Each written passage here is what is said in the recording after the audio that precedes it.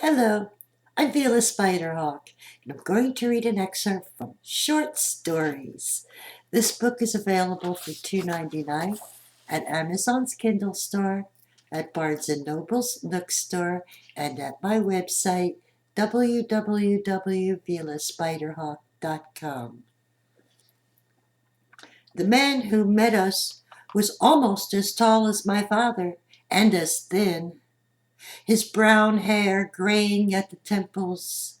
His professional smile was sad but welcoming as he led us through the door, down the hall, and to the room 3 times as big as our parlor, and all carpeted in green.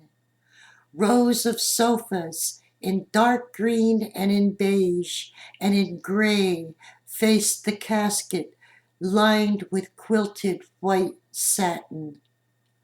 Urns, some of them my height, overflowed with crimson mums and baby's breath and star-white lilies and ferns.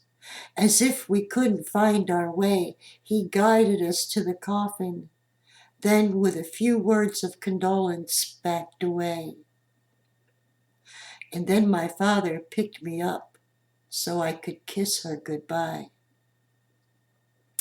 I was astonished at the stranger in the box.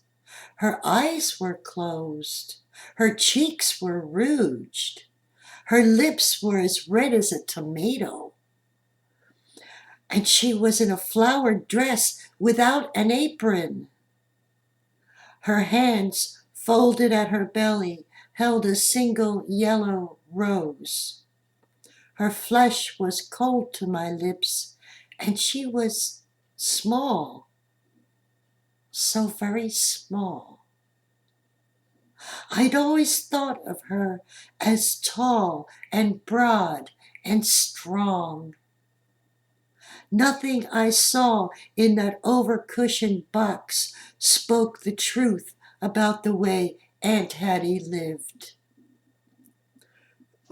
Woozily floating through the drone of liturgy, through the crush of weeping people, through the suffocating odor of flowers and women's perfume, I willed Aunt Hattie to get up, to scrub the makeup from her face, to put on her cobbler's apron, and to make lunch.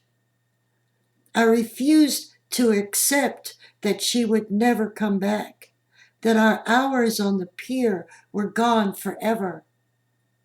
But then we went to the gravesite to throw dirt onto her box. Chin quivering, arms limp, Uncle Charlie bent down, scooped a bit of sandy soil, and dropped it into the hole.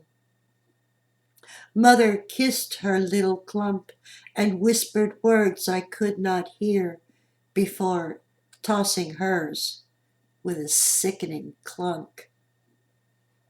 My father threw a handful too, but though I tried, I couldn't do it. I clawed the pile of dirt trickling coolly through my fingertips. I wrapped my fist around a bit and made a little lump of it, slouching the 2 steps to the edge of Hattie's grave. I raised my arm, but lowered it, and let the earth splat to the ground.